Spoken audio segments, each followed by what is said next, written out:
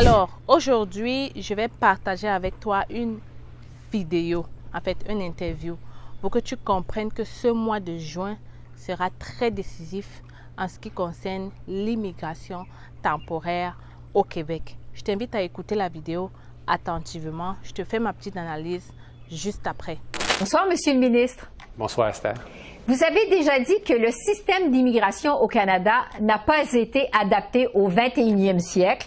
On attend d'ailleurs des histoires d'horreur, des gens qui vivent au Québec depuis 1 an, 5 ans et peut-être même plus que ça et qui peinent à renouveler leur permis de travail. Alors, en quoi ce que vous avez annoncé aujourd'hui va permettre de réduire les délais dans votre ministère? Ce que les gens s'attendent de nous, c'est qu'on règle nos affaires et qu'on modernise un système, comme je l'ai dit, qui n'a pas été adapté au 21e siècle. Les choses étant faites à la main, on a vu dans la foulée de la COVID des délais de traitement vraiment inacceptables. Puis derrière tout ça, il y a un être humain, parfois qui attend trop longtemps pour quelque chose de très banal, mais très important pour leur vie au Canada. Donc, la chose qu'on entend de notre réflexion stratégique qu'on a mis en place depuis février, où on a entendu des milliers de personnes, c'est de s'assurer qu'on regarde notre stratégie dans l'optique d'un gouvernement qui se doit de mieux coordonner avec les provinces, les territoires, mieux faire leurs affaires, c'est-à-dire réduire les délais de traitement dans des dossiers parfois très simples, et de s'assurer qu'on procède à cette intégration plus raffinée de l'offre et la demande que ce qu'on fait aujourd'hui. Alors, ça implique plusieurs affaires, mais 3 grands thèmes qui se dégagent de cette révision stratégique, dont les conclusions ont été faites de façon publique aujourd'hui dans notre document de stratégie. Oui, donc une meilleure coordination.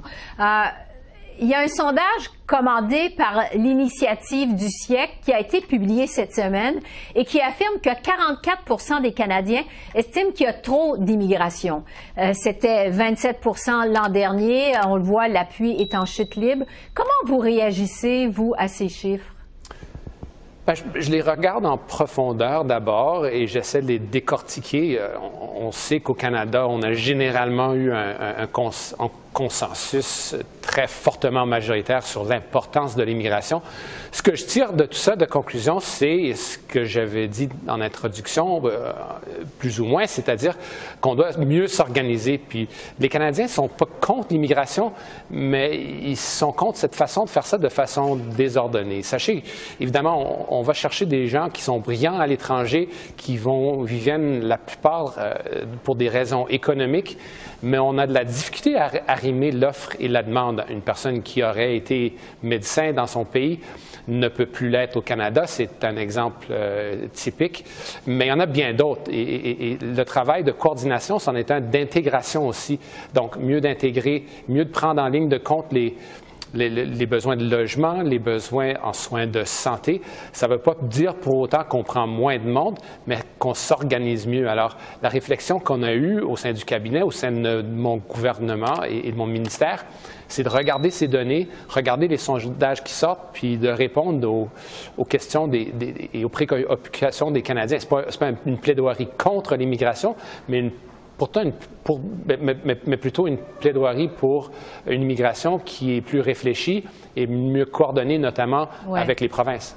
Tu souhaites immigrer au Canada ou alors est-ce que tu viens d'avoir ton visa pour le Canada et tu as envie de savoir qu'est-ce que tu dois faire pour mieux t'intégrer? Je t'invite à nous joindre au Sénégal et en Côte d'Ivoire parce que j'organise 2 conférences cette année toujours pour te servir. Alors, vous auriez droit à 2 conférences différentes. Le matin, nous aurons la conférence pour ceux qui souhaitent savoir comment s'intégrer au Canada. Et en soirée, nous aurons la conférence pour ceux qui souhaitent comment immigrer au Canada. Donc, ce serait très bien séparé pour que vous puissiez avoir les réponses pour vos problèmes de manière précise et bien détaillée. Donc, je te laisse ici voir un peu quelques images de la conférence que nous avons faite au Cameroun l'année passée.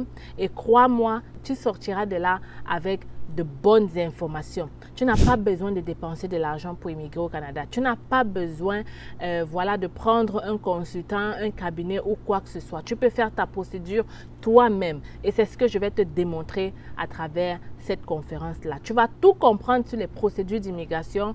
Tu vas savoir comment commencer. Tu vas savoir comment te lancer. Tu vas voir les pièges à éviter. Bref, viens à la conférence.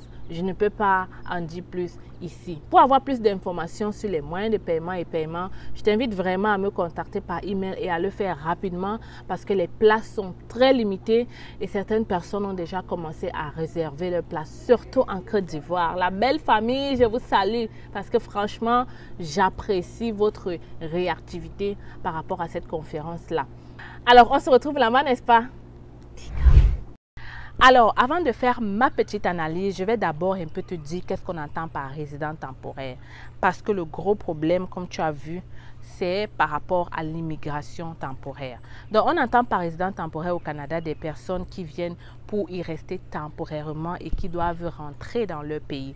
Donc, ça inclut, comme tu le penses, les étudiants étrangers, les travailleurs étrangers temporaires. Je pense qu'il y a aussi les visas visiteurs et les gens qui sont à la demande d'asile, en quelque sorte. Donc, ils n'ont pas encore l'approbation de l'asile, mais ils sont encore en processus de demande. Donc, ces gens-là aussi, on les inclut à l'intérieur. Donc, qu'est-ce qui s'est passé? C'est qu'en 2023, il y a eu beaucoup trop de résidents temporaires au Canada. Et pourquoi est-ce qu'il y a eu beaucoup plus de résidents temporaires? C'est à cause de l'asile. Vous avez sûrement vu de nombreux visiteurs qui sont entrés et qui ont demandé de l'asile.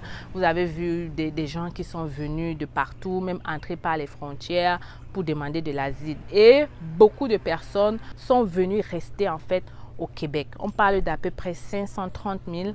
Je vais mettre le chiffre exact ici. Et parmi ces 530 000, 48% en fait a été choisi par le Québec et le reste maintenant vient de ces demandeurs d'asile, de ces gens normalement que le Québec n'était même pas au courant de leur existence parce que c'est le fédéral qui leur a donné peut-être le visa visiteur ou quoi que ce soit. Donc ça fait que le Québec s'est retrouvé avec beaucoup plus d'immigrants temporaires qu'ils avaient prévu. Ça a donc créé un boom, ça a donc créé des problèmes, ça a donc créé des discussions entre le Québec et le fédéral. C'est pourquoi vous voyez le Québec est en train de vouloir demander en fait un référendum ou encore de vouloir demander même de pouvoir contrôler totalement leur immigration. C'est-à-dire qu'ils ne veulent plus seulement donner le CAQ ou le CSQ, ils veulent donner le visa eux-mêmes aux personnes. Ils veulent contrôler les frontières, ils veulent contrôler qui entre au Québec et qui sort. Donc, ça fait un gros boom, ça fait une grosse discussion depuis un temps parce qu'en plus de ça, le Québec veut en fait être comme un pays. On veut parler du pays du Québec et non plus de province du Québec. Donc, il y a beaucoup de discussions là derrière et ça continue à s'accentuer avec cette immigration temporaire massive qui sont entrées dernièrement au Québec. Maintenant, d'après toi, qu'est-ce qui va se passer? Parce qu'une chose est sûre, ce mois de juin sera déterminant pour l'immigration temporaire. Une chose est sûre, quelque chose va être fait. OK?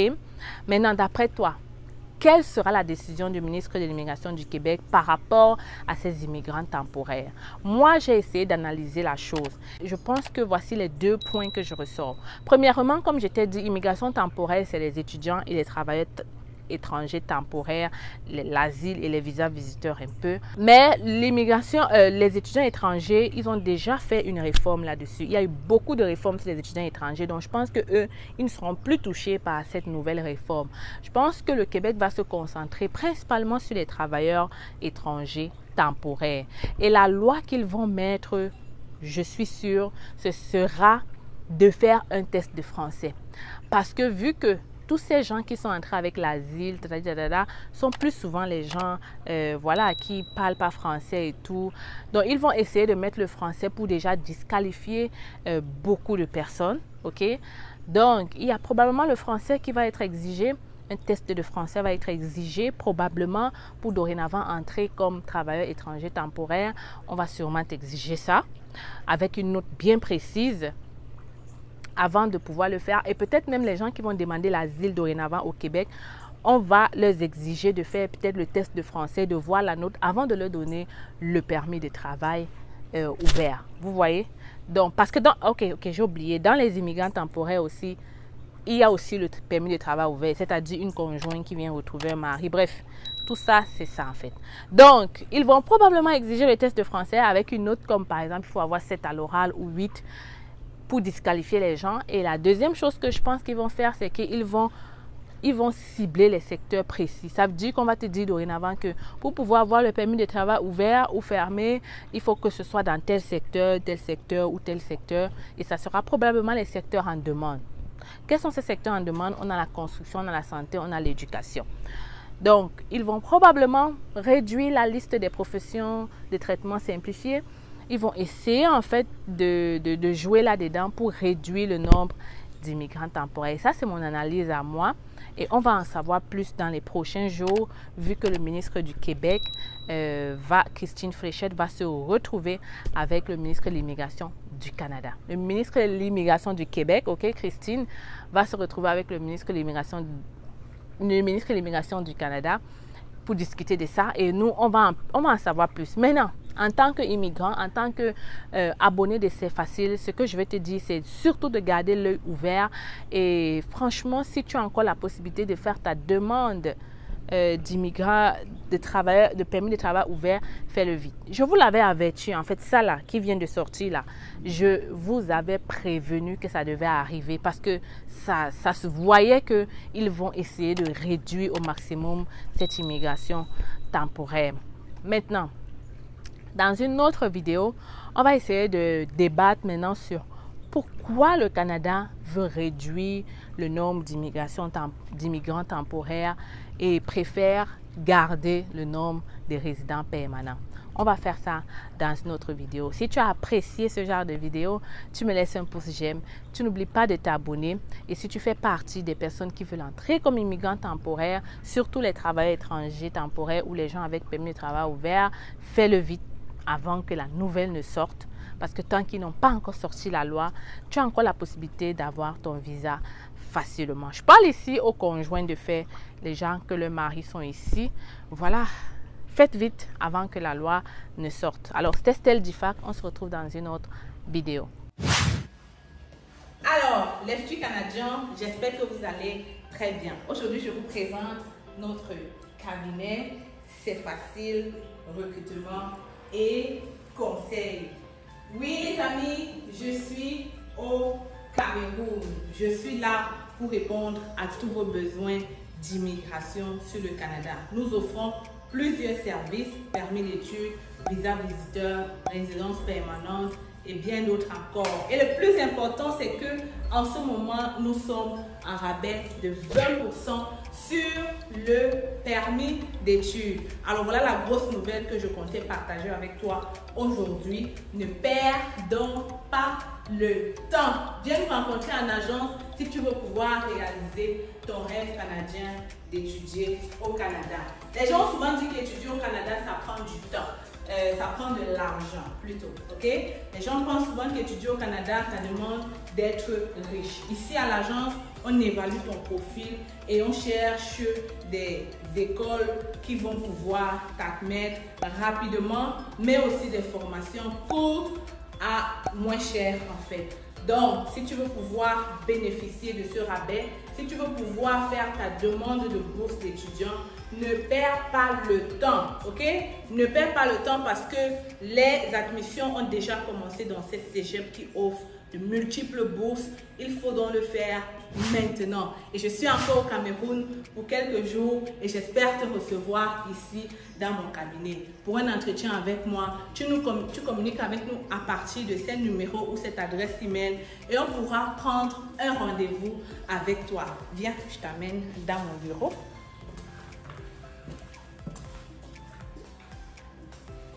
Alors, bienvenue dans le bureau de C'est Facile. Tu viens juste d'arriver. Hein? Donc, c'est ici qu'on va te recevoir. C'est ici qu'on va te donner du café là derrière. On est là pour toi. On est là pour te servir. Tu peux donc venir avec maman. Tu viens d'avoir le bac. C'est le moment de venir faire ta demande d'études au Canada. Ne perds pas le temps. Je le dis encore parce qu'il y a plusieurs personnes qui traînent le pas et qui, après des années, se rendent compte que voilà, ils auraient dû être là un peu plus tôt. En tout cas, je suis là pour vous servir et j'espère que vous allez venir ici très bientôt. Donc les amis, oui, c'est facile, elle est là et je suis encore là pour un bout et viens en agence, n'est-ce pas?